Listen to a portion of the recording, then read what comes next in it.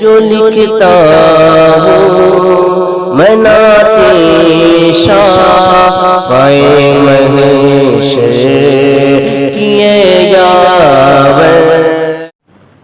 برادران ملت اسلامی، السلام علیکم ورحمۃ اللہ وبرکاتہ۔ الحمد للہ الحنان المنان الذي خلق الانسان وعلمه البيان، والصلاة والسلام على رسوله سید الانس والجان وعلى آلہ واصحابہ ذوی الخیر والاحسان، اما بعد فاعوذ باللہ من الشیطان الرجیم، بسم اللہ الرحمن الرحیم۔ افحسبتم انما خلقناکم عبثا وانکم الینا لا ترجعون، صدق اللہ مولانا العظیم۔ بارگاہ رسالت معاب صلی اللہ تعالی علیہ وسلم میں درود پاک کا ہدیہ پیش کریں۔ اللہم صلی علی سیدنا و مولانا محمد معدن الجود والکرم وآلہ واصحابہ الکرام وابنہ الکریم وبارک وسلم صلاة دائمة سرمدا ابدا۔ عزیزان گرامی وقار، خدا قدیر و جبار ارشاد فرماتا ہے، کیا تم سب نے یہ گمان کر لیا کہ تمہیں بیکار میں پیدا کیا گیا ہے؟ اور کیا تم یہ سمجھتے ہو کہ تمہیں لوٹایا نہیں جائے گا؟ افحسبتم انما خلقناکم عبثا، تم یہ سوچتے ہو کہ ہم نے تمہیں عبث پیدا کیا ہے، بیکار پیدا کیا ہے، اور تم یہ سوچتے ہو کہ کبھی ہم لوٹائیں گے نہیں تمہیں؟ یہ دونوں خیالات تمہارے غلط ہیں۔ اللہ عز و جل نے اپنی کائنات میں ایک ذرہ بھی بیکار نہیں پیدا کیا، اس نے ایک مچھر کو بھی عبث نہیں پیدا کیا، اور دنیا میں جس کو بھی بھیجا ہے ایک معین مدت کے لیے، ایک مقررہ وقت تک کے لیے، اور پھر ہر ایک کو اللہ کی بارگاہ میں لوٹایا جائے گا۔ اسی لیے جب کسی کا انتقال ہوتا ہے تو ہماری زبانوں سے بے اختیار نکلتا ہے انا للہ و انا الیہ راجعون، جس کا مطلب ہوتا ہے کہ ہم اللہ ہی کے لیے ہیں اور اللہ ہی کی طرف لوٹنے والے ہیں۔ عزیزان گرامی، جس نے اپنی زندگی کا مقصد اور اپنے یہاں پر زندہ رہنے کا مقصد نہیں سمجھا، وہ سب سے بڑے دھوکے میں رہا۔ لوگ یہ کہتے ہیں کہ فلاں نے مجھے دھوکہ دے دیا، فلاں نے میرے ساتھ چیٹ کیا، بلکہ ایک بزرگ فرماتے ہیں سب سے زیادہ دھوکہ تم خود اپنے آپ کو دیتے ہو۔ دوسروں کا جو کھایا ہوا دھوکہ ہے وہ تھوڑی دیر کے لیے ہوتا ہے، لیکن تم جو خود دھوکے میں مبتلا ہو اپنے آپ کو، یہ برسوں بیت جاتے ہیں، تم نے اپنے آپ کو اس کیفیت سے باہر نہیں نکالا۔ کبھی اپنے جسم کی طرف دیکھو، یہ قیمتی جسم اللہ تعالیٰ نے تمہیں کیوں کر عطا کیا ہے؟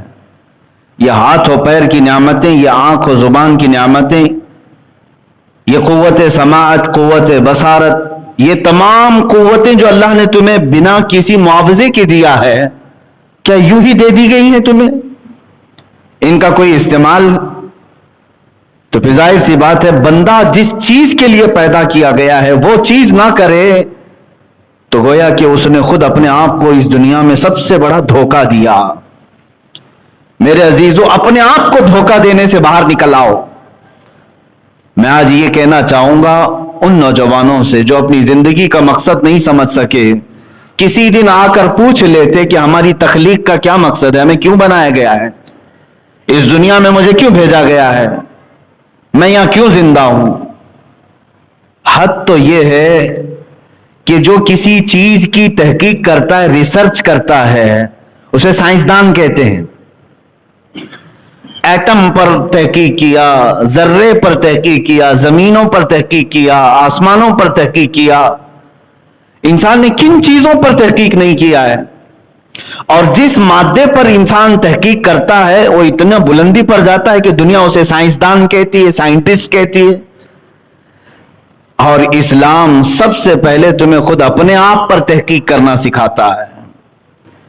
عزیزان گرامی، اسی لیے مشہور قول ہے من عرف نفسہ فقد عرف ربہ، جس نے اپنے آپ کو پہچانا اس نے اپنے رب کو پہچان لیا۔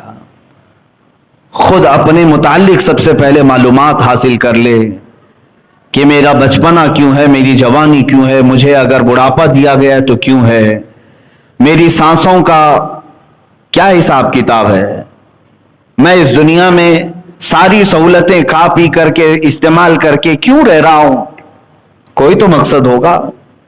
مثال کے طور پر آپ کو اچانک کسی نے 5 اسٹار ہوٹل میں بلایا، وہاں پر طرح طرح کے کھانے لگے ہوئے تھے، بہترین روم ہیں، آپ گئے اور وہاں کے کھانے بھی استعمال کرتے رہے، وہاں کے رومز بھی استعمال کیے، وہاں کا پانی استعمال کیا، جو جو سہولیات تھی وہاں پر سب آپ نے استعمال کیا، لیکن کیا یہ آپ کا فرض نہیں بنتا کہ آپ کو دعوت کس کام کے لیے دی گئی تھی؟ وہاں پہ اس 5 اسٹار ہوٹل میں کوئی پارٹی تھی، کسی کی شادی، کسی کا ولیمہ، کسی کا عقیقہ، کیا تھا؟ کیوں بلایا گیا تھا آپ کو؟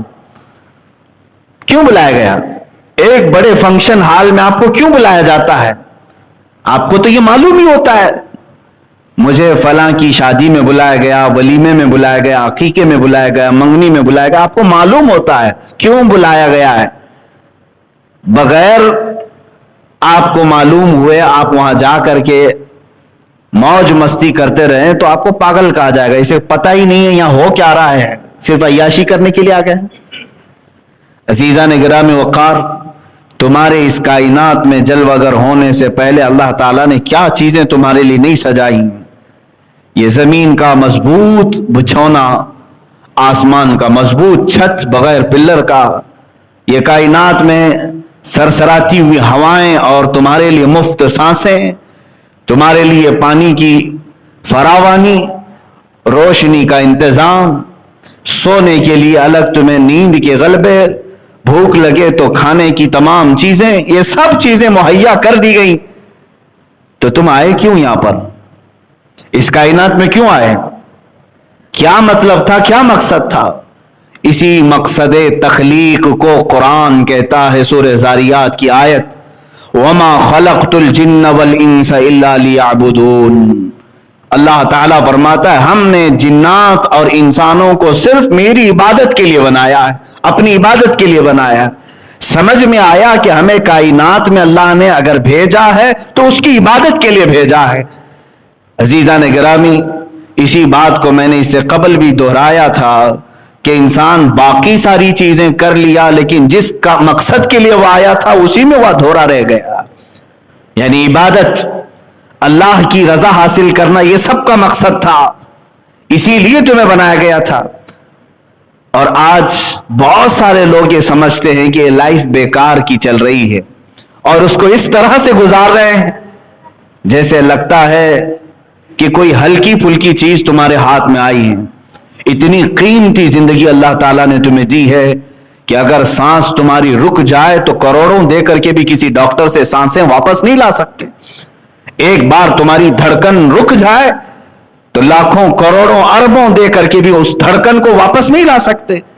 اتنی قیمتی لائف تمہارے ہاتھوں میں آج موجود ہے، لیکن اس کا مقصد نہ سمجھ کر کے اپنے آپ کو عیاشیوں میں اور بیکار زندگی میں گزارنا، گویا کہ انسان کا خود اپنے آپ کو دھوکہ دینا ہے۔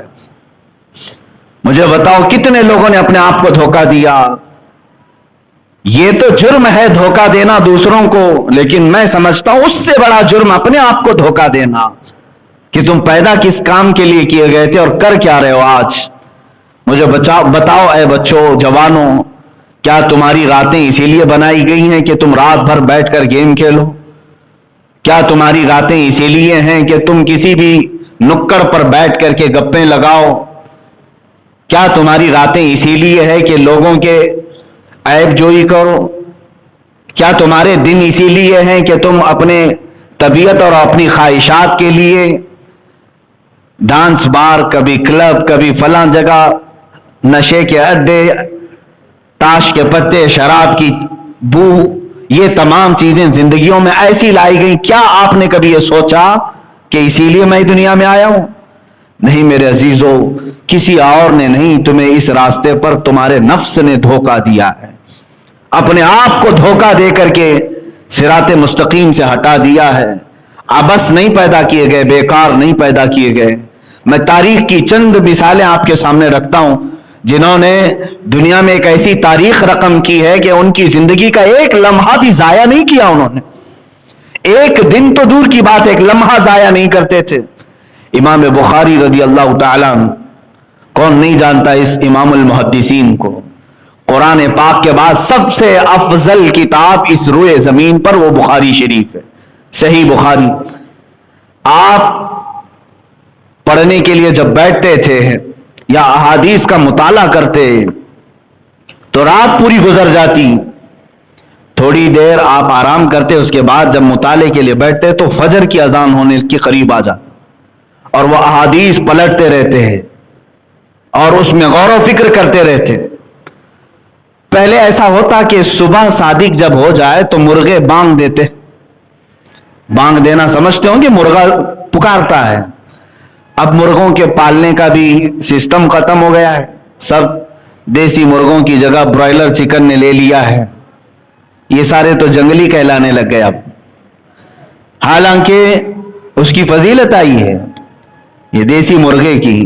اس کو مارنے سے بھی منع کیا گیا، کہا گیا کہ اس کو اذیت نہ دو، اس لیے کہ لوگوں کو صبح کی اذان کے طور پر جگاتا ہے.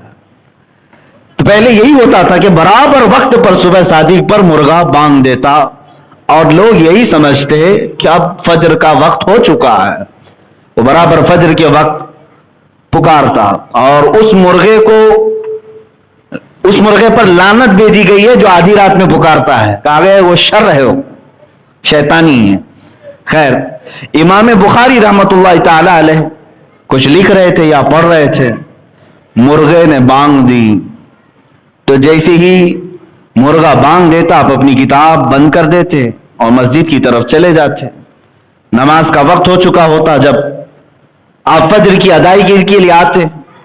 امام بخاری رحمت اللہ تعالی علیہ نے ایک رات مرغے کی آواز سنی، اپنا مطالعہ بند کیا، اپنی کتاب بند کی اور نکل پڑے. مسجد آئے تو پتہ چلا ابھی فجر کا وقت ہونے میں کافی ٹائم باقی. کافی ٹائم کا مطلب آدھا گھنٹہ، آدھا سے پونا گھنٹہ ہوگا.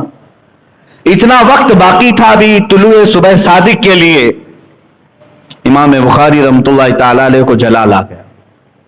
حالانکہ اگر کوئی وقت سے پہلے مسجد میں آ جائے تو ثواب ہی ہے، کیا خرابی ہے. امام بخاری رحمت اللہ تعالی علیہ اس قدر جلال میں آئے کہ آ کر کے آپ نے ایک جملہ کہا کہ اللہ اس مرغے کو قتل کر دے. قاتل اللہ ھذا الدیک، اللہ اس مرغے کو قتل کر دے جس نے میرے مطالعے کے وقت کو برباد کیا. جو میری پڑھائی کا وقت تھا اس نے اس میں سے، اس کی آواز کی وجہ سے میں اٹھ گیا، میرا اتنا وقت اس نے خراب کیا. مرغا فجر کی اذان سے پہلے ختم ہو چکا تھا، مر چکا تھا. آپ کی والدہ ماجدہ امام بخاری رحمت اللہ تعالی علیہ کی والدہ ماجدہ نے آپ کو نصیحت فرمائی اور ارشاد فرمایا کہ بیٹا اس کے بعد کبھی کسی کے لیے اس طرح کا جملہ نہ کہنا، اس لیے کہ اللہ تمہاری زبان میں اثر رکھا ہے. بتانا مقصود یہ ہے میرے عزیزو کہ ان کا کتنا وقت گیا ہوگا، آدھا سے پونا گھنٹہ، جس کے لیے وہ اتنے جلال میں آئے کہ اس مرغے کو پھر کبھی دوبارہ پسند نہیں فرمایا اور وہ ختم بھی ہو گیا. یہاں تو پوری کی پوری راتیں ضائع ہو گئیں، برس کے برس ضائع کیے، مہینوں ضائع کیے اور کبھی اف تک نہیں. میرے عزیزو تمہارے پاس جو وقت ہے یہ بہت ہی قیمتی وقت ہے اللہ کو منانے کے لیے اور اس کو راضی کرنے کے لیے. میں ایک حدیث پاک آپ کو سنا کر مقصد زندگی آپ کو بتانا چاہوں گا. اللہ کے نبی صلی اللہ تعالی علیہ وسلم ارشاد فرماتے ہیں لا تزول قدما ابن آدم حتی یسأل عن خمس. قیامت کے دن ابن آدم یعنی ہر انسان، کوئی انسان کے دونوں قدم ہٹ نہیں سکیں گے اپنی جگہ سے. جو محشر کا میدان ہوگا، میرے آقا صلی اللہ علیہ وسلم فرماتے ہیں لا تزول قدما ابن آدم، پورے انسانوں میں سے کسی انسان کے دونوں قدم ہٹیں گے نہیں اس وقت تک حتی یسأل عن خمس، جب تک کہ اس سے 5 چیزوں کا سوال نہ ہو جائے. جب تک کہ اس سے 5 चीजों के बारे में पूछ ना लिया जाए। वो 5 चीजें क्या हैं? ये तिरमिजी शरीफ की सही हदीस है। अल्लाह के नबी सल्लल्लाहु ताला अलैहि वसल्लम फरमाते हैं, अन उम्रिही फीमा अफनाहू। सबसे पहला सवाल ये होगा कि अल्लाह ने जो तुझे पूरी उम्र दी, तूने कहां कहां गुजारी, पूरा हिसाब दे दे। वअन शबाबिही फीमा अबलाहू। दूसरा सवाल, हालांकि उम्र में ये सारी चीजें आ गई थी, लेकिन फिर खास एक सवाल ये करेगा रब ताला, फी अन शबाबिही, तेरी जवानी के बारे में पूछा जाएगा। हर एक की जवानी के मुतालिक पूछा जाएगा कि तूने ये कहां कहां गुजारी। और तीसरा सवाल, वान मालिही मिन ऐन इक्तसबहू, और उसके माल के बारे में पूछा जाएगा कि कहां से हासिल किया था। वफीमा अनफकहू, और कहां खर्च किया, ये चौथा। और वफीमा, और सवाल होगा वफीमा आमिल मिन अलिमा और कमा काल नबी सल्लल्लाहु अलैहि वसल्लम, जितना उसने इल्म हासिल किया उस पर कितना अमल किया था। ये 5 सवालात जब तक ना किए जाएं, हर इंसान से कोई वहां से हटेगा नहीं। सबसे पहला सवाल उम्र के मुतालिक ही है। क्या हमारे पास इन 5 सवालात के जवाबात तैयार हैं? नौजवानों, तुम बताओ कि जवानी के मुतालिक जब सवाल होगा तो बुजुर्गान दीन जो इसकी तशरीह फरमाते हैं, दूसरे सवाल पर इंसानियत अटक कर रह जाएगी, यहां तक कि ये दूसरा सवाल है ना, वान शबाबिही फीमा अबलाहू, और जवानी के मुतालिक पूछा जाएगा कि कहां कहां गुजारा, बता दे। अब बताने के लिए जब शुरू करता है जवान कि मेरी जवानी शुरू हुई थी 15 साल से, और जब बताना शुरू करता है, बुजुर्गों ने तशरीह में लिखा किसी की जवानी का हिसाब दे देते 200 साल लग जाएंगे, लेकिन उसका हिसाब खत्म नहीं हो रहा होगा। 200 साल का अरसा गुजर चुका होगा। बाज उसी सवाल में अटक करके 300 साल 400 साल खड़े हो चुके होंगे, और किसी घबराहट की जरूरत, कोई जल्दबाजी की जरूरत नहीं। 50,000 साल के बराबर का एक दिन है, तुम्हें तो हिसाब देना है। कोई इतने इतने सालों तक खड़े रहेंगे सिर्फ दूसरे सवाल के जवाब में। एक उम्र कहां गुजारा, दूसरे उसने अपना शबाब, अपनी जवानी कहां बिताई।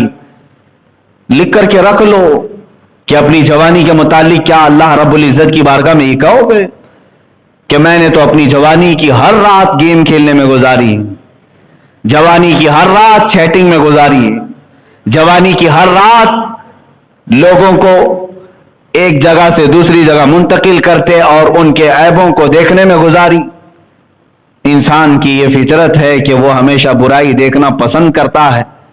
इस फितरत से बाज आना चाहिए। ए अजीजो, वक्त की कीमत समझो।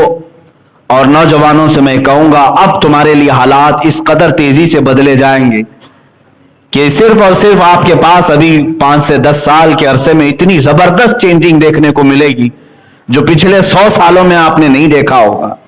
बहुत तेजी से तब्दीलियां आएंगी। इमाम हम्माद इब्न नईम रदी अल्लाह ताला अपनी किताब में फरमाते हैं, जो आखिरी जमाने के हालात के मुतालिक अहादीस आई हैं रसूल करीम सल्लल्लाहु अलैहि वसल्लम, उन हदीसों में से एक हदीस आप बयान करते हैं, कयामत के करीब तुम देखोगे जमाना इतनी तेजी से दौड़ेगा कि जो 100 साल में हुआ था वो सिर्फ 20 साल के अंदर होगा, और फिर 20 साल के अंदर जो हुआ था वो 10 सालों के अंदर होगा।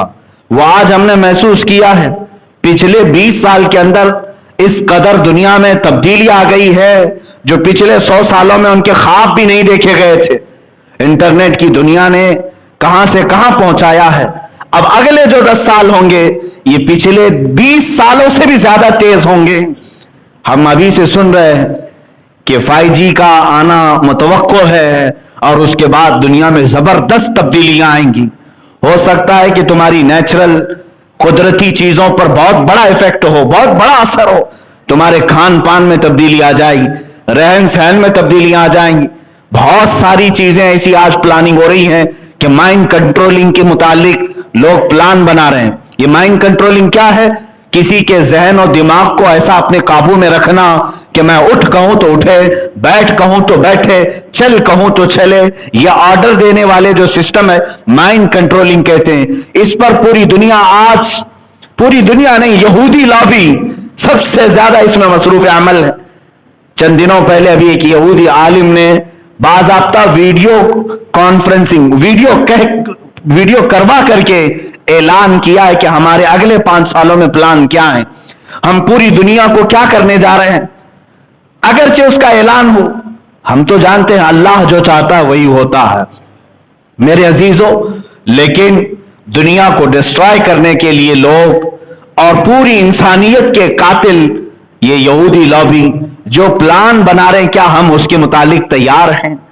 यहां तो जवानों को देख करके अफसोस होता है, बहुत अफसोस होता है। अल्लाह तबारक व तआला ने तुम्हें फजूल नहीं पैदा किया, अबस नहीं पैदा किया। आज हमारी जवानी को देखकर कोई मदद के लिए भी पुकारना नहीं चाहता हमें। ये खुद अपने आप को धोखा दिया हुआ आदमी है, दूसरों की क्या मदद कर सकेगा। मुझे अभी चंद दिनों पहले एक बात पढ़ने को मिली, कश्मीर की खवातीन बिलखती हैं, आज रोती हैं, बहुत सारी उनकी परेशानियां हैं।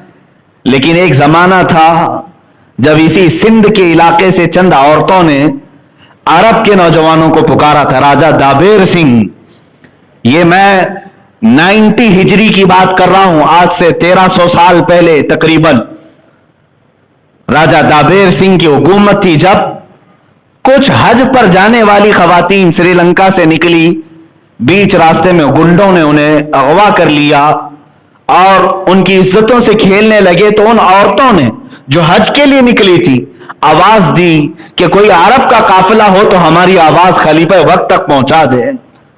तो उस वक्त जो ताजिर आए थे, उन ताजिरों ने यह बात सुनी कि कुछ मुसलमान औरतें इस तरह अगवा की जा चुकी हैं, गिरफ्तार हैं। तो वो बात जा करके उस जमाने के हज्जाज बिन यूसुफ गवर्नर के सामने बयान की गई। वो खुद एक जालिम था, लेकिन दरबार में एक नौजवान गुजर रहा था जो उसका भतीजा भी, मोहम्मद बिन कासिम, रुक गया, पूछा कि कहां से खबर लाए हो? कहा सिंध से। ये हिंद और सिंध 2 खित्ते थे हमारे, जो आज कट करके कुछ पाकिस्तान में चला गया, कुछ हिंदुस्तान में। सिंध से हम ये खबर ले आए हैं, वहां कुछ औरतों के साथ जुल्म बर्बरियत का खेल खेला जा रहा है। तो मोहम्मद बिन कासिम ने अरब की उस सरजमीन से आवाज लगाई थी, लब्बैक या उख्ता, ऐ मेरी बहन मैं हाजिर हो रहा हूं, मैं आ रहा हूं। उस वक्त मोहम्मद बिन कासिम ने वक्त के गवर्नर से इजाजत ली और 10,000 नौजवानों का लश्कर लेकर वो सिंध पर हमलावर हुआ। यह सबसे पहला लश्कर था जो हिंदुस्तान में दाखिल हुआ और राजा दाबेर सिंह के साथ मुज़ाकरात हुए, बातचीत हुई। जब हल ना हो सका, वो औरतों को आजाद करने पर आमादा नहीं हुए, तो सिर्फ और सिर्फ इज्जत औरतों की महफूज रखने की खातिर इन नौजवानों ने उनके साथ ऐसा हमला किया कि ये पूरे के पूरे फौज तितर बितर हो गई और गुंडे पकड़े गए, हत्ता कि राजा दाबेर सिंह भी गिरफ्तार हुआ। उन खवातीन को आजाद कराया गया। पहली मर्तबा मोहम्मद बिन कासिम ने परचम इस्लाम हिंद में लहराया। यह वो जमाना था जब हिंदुस्तान में अलल ऐलान किसी ने परचम नहीं लहराया, पहला लश्कर। लेकिन मुझे यह बात इसलिए बतानी पड़ रही है कि जो मोहम्मद बिन कासिम अरब से चल करके चंद खवातीन की इज्जत बचाने के लिए आया था, वो कोई 40 साल 50 साल तजुर्बाकार सिपह सालार नहीं था, वो जर्नल और कमांडर नहीं था, बल्कि सिर्फ और सिर्फ 19 साल का जवान था। सिर्फ 19 साल का जवान था, 10,000 के लश्कर को लेकर आया और खवातीन की इज्जत बचाने के लिए। 19 साल के जवान तो आज औरतों पर झपटा मारने के प्लान बना रहे हैं, इज्जतों पर डाका डालने की सोच रहे हैं। 19 साल की जवानी लोग ये सोचते हैं सिर्फ हमें चैटिंग के लिए, औरतों को फ्रेंड रिक्वेस्ट भेजने के लिए, उनसे हमारे रात के मुकालमे के लिए। मुआज़ अल्लाह रब्बिल आलमीन।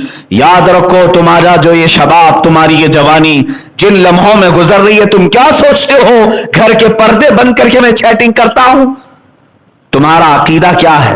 कुरान कहता है यअलमु खाइनतल अयुनि वमा तुख्फी सुदूर, तुम्हारी आंखें जो खयानत कर रही वो भी देख रहा है, और तुम्हारे दिलों में जो हालात गुजर रहे हैं उसको भी वो देख रहा है। तुम्हारी उंगलियों की हर हरकत पर अल्लाह की नजर है। जब तुम उठाए जाओगे तो इन तमाम चीजों के साथ उठाए जाओगे। अजीजान गिरामी, मैं तो चंद मिसालें पेश करना चाह रहा था कि जिन्होंने अपना मकसद जिंदगी समझा। बरसों हो गए आज हमारे माशरे में वो बच्चे ही नहीं पैदा हुए जिन्हें आज अपना मकसद जिंदगी समझ में आया और मुख्तसर सी जिंदगी में इस कायनात में कुछ करके चले जाएं, दुनिया को कोई तोहफा दे करके जाएं।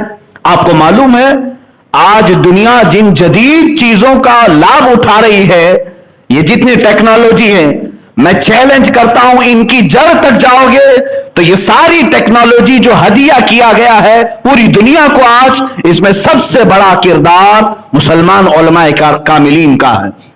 सब मुस्लिम उलमा है, सब मुस्लिम उलमा है। 100 से ज्यादा मुस्लिम साइंटिस्ट मैं आपके सामने पेश करूंगा जो कायनात में सबसे पहले इजाद करने वाले मौजूद हैं बहुत सारी चीजों के, और आज चुरा करके किसी और के नाम पर ये तख्तियां लगाई गई। आपको क्या खबर, आज पूरी दुनिया मुवासलात के तौर पर यानी सफर के लिए इतना तेज हो चुकी, एरोप्लेन बन गए, हजारों लोग उसमें सफर करने लगे। और इस एरोप्लेन की इजाद के मुतालिक 15वीं सदी के बाद के चंद अंग्रेजों के नाम बताए जाते हैं। नहीं मेरे अजीजों, सबसे पहले इसका तजुर्बा करने वाले हुसैन बिन अब्बास फरनास, अब्बास बिन हुसैन फरनास, ये करतबा में रहने वाला एक ऐसा साइंसदान, कब की बात कर रहा हूं, आज से 1000 साल पहले की बात, आज ये 2020 चल रहा है, वो 1021 1022 का साइंसदान है। जब करतबा की जामा मस्जिद के मीनार से पर लगाकर उकाब के उसने खुद उड़ने की कोशिश की, और पहला वो इंसान है जो हवा में उड़ने का एक तजुर्बा दूर लोगों के सामने पेश किया। ऐसे नहीं कि मीनार से छलांग लगाया, बल्कि तारीख में आज भी रकम है, अब्बास फरनास 10 मिनट तक हवा में उड़ता रहा। इसने नई इजाद की और उसके 500 साल बाद आकर इस फार्मूले पर तहकीक की गई और उसके बाद एरोप्लेन बनाया गया। दुनिया को हवाओं में उड़ने का अंदाज भी एक आलिम दीन ने दिया था, एक नौजवान साइंसदान ने दिया था। इब्नुल हैसम का नाम सुना होगा आपने, सबसे पहले बसरियात के इल्म पर किताबें लिखने वाला वो साइंसदान जिसने आंखों के मुतालिक तमाम तफसीलात दर्ज की, बल्कि दुनिया में सबसे पहले कैमरे का तस्वुर देने वाला इब्नुल हैसम है कि रोशनी जितने बारीक हिस्से से अंधेरे कमरे में जाएगी, एक कमरे से कैमरा बनाया गया। इब्नुल हैसम कौन है? एक मुस्लिम साइंसदान। इतना ही नहीं, अबू बकर राजी, ये वो तबीब है जो पूरी दुनिया का फाउंडर है। इल्म तिब में, मेडिकल साइंस में सबसे ज्यादा किताबें लिखने वाला मुस्लिम आलिम दीन अबू बकर जकरिया राजी, जिन्होंने आज से कई 100 साल पहले लोगों को तस्वुर दिया इल्म तिब का। सर्जरी के मामलात पूरी दुनिया में कहीं पर नहीं थे। सबसे पहले अबू बकर राजी ने सर्जरी के तरीके बताए, हॉस्पिटल का निजाम बताया कि हॉस्पिटल कहां बनाया जाए। बगदाद में उन्होंने खलीफा से कहा कि गोश्त के टुकड़े काट करके हर मोहल्ले पर लटकाए जाएं, एक एक लकड़ी में लटकाए गए 10-12 मोहल्लों में, और 3 दिन के बाद वो निकालने लगवाए। इमाम राजी ने देखा कि जो गोश्त का टुकड़ा सबसे लेट खराब हुआ या सूखा, बहुत सारे तो सड़ गए, सूख गए, जो बहुत देर तक सही सलामत था, अबू बकर राजी ने कहा यहां हॉस्पिटल बनाया जाए। कहा क्यों? कहा यहां की आबो हवा जिस्म को जल्दी खराब नहीं होने देती, मरीज को ऐसी जगह रखा जाए जहां की आबो हवा उसके जिस्म को सलामत रखे। यह कॉन्सेप्ट किसने दिया था? अबू बकर राजी ने, जब उनकी उम्र 33 साल की थी। 33 साल की उम्र में बड़े से बड़ी दुनिया को इन्होंने फार्मूले पेश किए। एक दो नहीं मेरे अजीजों, इब्न साआती, लक़ब साआती खुरासानी, एक मशहूर साइंसदान, मिस्र के रहने वाले, और आज से तकरीबन 1200 साल पहले की बात बता रहा हूं, खलीफा हारून रशीद के जमाने, तब इस साइंसदान ने हाथ की घड़ी इजाद की और पूरा प्लैनेट सिस्टम देखने का तरीका इजाद किया। सैयारे गर्दिश कहां करते हैं, ग्रेविटी सिस्टम जो बाद में न्यूटन के लिए पेश किया गया, ये सबसे पहले मुस्लिम आलिम दीन ने पेश किया, कशिश सिकल जिसको कहते हैं। और सबसे पहले अबू बकर राजी ही हैं जिन्होंने केमिकल की दुनिया में सबसे पहले एसिड तैयार किए, सल्फ्यूरिक एसिड, जो आज कीमिया में बुनियाद की हैसियत रखता है। ये तमाम चीजें दुनिया को देने वाले वो मुस्लिम साइंसदान थे। मेरे अजीजों, में इनकी मिसालें सिर्फ इसलिए पेश कर रहा हूं कि दुनिया में ये तरक्कियात और दुनिया में जीने के सलीके इस्लाम ने और मुसलमानों ने दिए, आज पूरा का पूरा पलट दिया गया और तुम्हें इतना पीछे धकेल दिया गया कि आज दुनिया तुम्हें तहजीब सिखाने आ रही है। आज तुम्हें मैनेजमेंट डेवलप करने के लिए तरीके सिखाए जा रहे हैं और बहुत सारी चीजें ऐसी हैं कि गुलामी के अंदाज में तुम सीखने के लिए गैरों के दरबार में जा रहे हो। ऐ मेरे अजीजों, आज सबसे बड़ा जो हमारे पास नुकसान हुआ है वो हमारे बच्चों को हमारा माजी ना पढ़ाना, हमारी तारीख ना पढ़ाना। चंद साल और तुम इस तरह आंख बंद करके बैठे रहो, तब उसके बाद बच्चों का हाल ये होगा।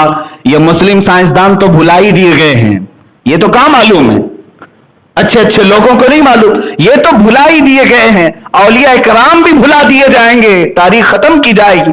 और चंद दिनों के बाद मैं बारहा ये कहता हूं, शायद बच्चे बाद में ये भी पूछेंगे मोहम्मद किसका नाम था। मुआज़ अल्लाह रब्बिल आलमीन। जब इस तरह हम तारीख से अपनी आंखें बंद करके बैठे हैं और सारा का सारा हमारा वक्त इसी मोबाइल इंटरनेट पर गुजरे, जो फजूल और फहश चीजों को देखने में। ऐ मेरे अजीज बच्चों, आज अपनी जिंदगी की कदर और कीमत समझो और बाज आ जाओ। तुमसे सवाल होगा तुम्हारी जवानी के मुतालिक। तुम यहां पर अल्लाह की इबादत के लिए बनाए गए हो, उसी चीज में अभी खरे नहीं उतर सके, इसी में बहुत सारी चीजें बाकी रह गई हैं। इसीलिए शायर ने हुजूर अकरम सल्लल्लाहु तआला अलैहि वसल्लम की बारगाह में ये एक इस्तिगासा के तौर पर यूं कहा था, ऐ खासान रसूल वक्त दुआ है, उम्मत पे तेरे वक्त अजब आके पड़ा है। जो पूरी दुनिया को क़ियादत सिखाने के लिए निकला था इस्लाम, वो आज अपने ही देश में गरीबुल गुरबा है। आज जितने मुस्लिम ममालिक हैं वहां की भी हालात यही हैं कि उनके यहां गैस है, पेट्रोल है, डीजल है, न जाने क्या क्या मादनियात हैं, लेकिन निकालने वाले यूरोपियन हैं, अमेरिकी हैं। इन पर इजारादारी पूरी बाहर की कंपनियों की है। क्या हम इस कदर आज इल्म से और अपने मकसद जिंदगी से बिछाड़ दिए गए? ऐ मेरे अजीजों, मैं पढ़ रहा था यहूदियों के मुतालिक, बरसों गुजर गए, 1400 साल हो गए मेरे आका सल्लल्लाहु तआला अलैहि वसल्लम की तालीमात को। बाज उलमा भी इसको रिजेक्ट करते हुए आज अलग अंदाज से बोलने की कोशिश करते हैं। हुजूर ने फरमाया था, अपने बच्चों को निशानाबाजी सिखाओ, तीर अंदाजी सिखाओ। हुजूर अकरम सल्लल्लाहु तआला अलैहि वसल्लम के हदीस में, इन्हें घुड़सवारी सिखाओ, तीर अंदाजी सिखाओ। और एक हुजूर अकरम सल्लल्लाहु तआला अलैहि वसल्लम का हुक्म है कि ये तीन चीजें सिखाने के लिए फरमाया गया। आपके बाद जब ये बात कही जाए तो ये घोड़ों का जमाना नहीं है, मर्सिडीज कार का जमाना है। अब तीर अंदाजी का जमाना नहीं, अब तो बम बारूद पेट्रोल मिसाइल का जमाना है। ठीक है, जदीद दुनिया में तुम ये जवाब तो दे सकते हो, लेकिन आज ही की बात मैं बताऊं, इजराइल में आज भी यहूदियों को देखा गया, वहां पर 6 साल के बच्चे को कंपल्सरी निशानाबाजी सिखाई जाती है, जबकि उनको मालूम है यह जमाना तीर अंदाजी का नहीं, लेकिन निशानाबाजी क्यों सिखाई जा रही है? घुड़सवारी आज भी सिखाई जा रही है इजराइल में, आज भी। क्या उन्हें नहीं मालूम? वही कारों की इजाद करने वाले लोग हैं बहुत सारे। अजीजा ने गिरामी वकार, मैंने ये महसूस किया, दुनिया की दूसरी कौमें मेरे नबी के फरमान के मकासिद समझ गई और वो हल करने पर अपने बच्चों को आमादा कर लिया, और हम तरक्कियात के नाम पर अपने ही नबी के फरामीन को पीछे छोड़ते चले गए। मैंने शायद इससे कबल भी आपसे कहा था, एक औरत जब हामला हो जाए इजराइल में तो 9 महीने उसकी निगरानी के लिए बजट पास होता है। हामिला औरतों के लिए बजट पास किया जाता है गवर्नमेंट की तरफ से। 9 महीने वो कैसे गुजारेगी? उसे मैथमेटिक्स के टफ फंडे दिए जाते हैं हल करने के लिए कि औरत इनमें अपना वक्त सर्फ करे, उसके पेट में पलने वाला बच्चा ज़हीन पैदा होगा। औरत को हिसाब में पूरा दिन गुजारने के लिए कहा जाता है, बहुत सारी चीजें। और जब पैदा होता है बच्चा, उस वक्त से उसकी प्लानिंग, मास्टर प्लानिंग होती है। हर यहूदी बच्चा बिजनेसमैन बने, हर यहूदी बच्चा टॉप इंजीनियर बने। ये तमाम चीजें उन्होंने अपने बच्चों के साथ किया, इसीलिए मुट्ठी भर होकर पूरी दुनिया पर हुक्मरानी के ख्वाब सोचते। अजीजा ने गिरामी वकार, आज हमारे पास सिर्फ और सिर्फ एक ऑप्शन रह गया कि इन बच्चों को जो तुमने आवारा छोड़ दिया है, बेकार और अबस छोड़ दिया, या फिर जो नौजवानों ने अपने आप को समझ लिया कि हम बेकार हैं, अबस है, वो वापस आ जाएं। अल्लाह ने तुम्हें बेकार नहीं बनाया, फजूल नहीं बनाया। तुम्हारी जवानी अयाशियों के लिए नहीं है मेरे अजीज, तुम्हारी जवानी सिर्फ और सिर्फ गेम के लिए नहीं है। वो अपने बच्चों को असली गेम खिला रहे हैं, मिसाइल पकड़ा करके, बंदूक पकड़ा करके, तीर पकड़ा करके, और तुम्हें मोबाइल में मसरूफ करके रख दिया। तुम पबजी में रहो और हम हकीकी मैदान में रहेंगे। तुम इसी में लड़ते रहो और वो अपने बच्चों को हकीकी मैदान में ले आएंगे। आज मैंने ये देखा कि चंद दिनों पहले एक भड़काऊ भाषण करने, वैसे तो हमें ये कहते हैं हिंदुओं में, एक स्वामी कह रहा है कि हर बच्चे को आप हथियार दो, हर बच्चे को हथियार दो। क्या आपको हिंदुस्तानी निजाम के डिपार्टमेंट पर नहीं भरोसा है? हमने तो कभी अपने बच्चों के मुतालिक इस तरह की बातें नहीं की, लेकिन वो तमाम चीजें खुल करके इस बात को कर रहे हैं, कह रहे हैं। सिर्फ इसलिए मेरे अजीजों के अलर्ट रखना चाहती है हर कौम अपने बच्चों को। आज मैं भी आपसे यही गुजारिश करना चाहूंगा, उठो, वो करना हश्र ना होगा फिर कभी। दौड़ो के जमाना अपनी चाल चल गया, दौड़ो के जमाना चाल अपनी चल चुका। मेरे अजीजों, अपने बच्चों और अपने जवानों के वक्त को बर्बाद होने से बचाओ, इनके जाया होने से बचाओ। बहुत सारी तारीखें हमारे पास मौजूद हैं। हिंदुस्तान में आकर के तारीख रकम करने वाले सुल्तान सैयद सालार मसूद गाजी रहमतुल्लाह ताला अलैह का नाम सुना होगा। बहराइच शरीफ के एक बुजुर्ग हैं जिनके मुतालिक आला हजरत फरमाते हैं हर 50 मिनट पर वहां पर हजरत खिजर अलैहिस्सलाम की हाजिरी देखी गई है। ये वो सालार मसूद गाजी जो ख्वाजा गरीब नवाज से पहले हिंदुस्तान आए थे और अपनी जिंदगी कुर्बान की और शहादत पाया, और आज तक लाखों करोड़ों लोगों के दिलों में आज उनकी अजमत मौजूद है। जानते हैं उनकी उम्र क्या थी? उनकी शहादत के वक्त उनकी उम्र 18 साल की थी। 18 साल की उम्र, और सुल्तान सालार मसूद गाजी सुल्तानुल औलिया बन गए। शहीदों में बड़ा आला मकाम है। इसलिए जवानी अगर किसी ने अपने सही तरीके से इस्तेमाल किया तो अल्लाह तबारक व तआला उसे हमेशा लोगों के दिलों में जिंदा रखता है। मौला करीम हम सबको हमारी जिंदगी को बेकार होने से महफूज फरमाए। व आखिर दावाना अनिल हम्दुलिल्लाहि रब्बिल आलमीन। जो लिखता हूँ मैं नाते शाफ़ाए महशर किए यावर